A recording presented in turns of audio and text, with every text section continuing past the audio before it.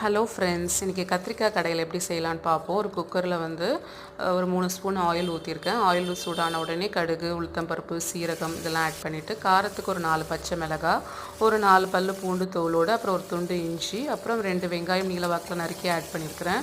ரொம்ப சும்மா ஜஸ்ட்டு 2 வதக்கிட்டு அதுக்கப்புறம் ஒரு சின்னதாக 2 தக்காளி ஆட் பண்ணியிருக்கிறேன். அதுவும் சும்மா ஒரு வதக்குங்க.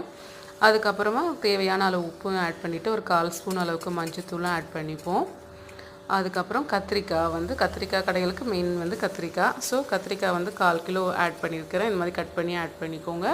அதுக்கப்புறம் ஒரு 2 கிளாஸ் தண்ணி ஊற்றிக்கோங்க.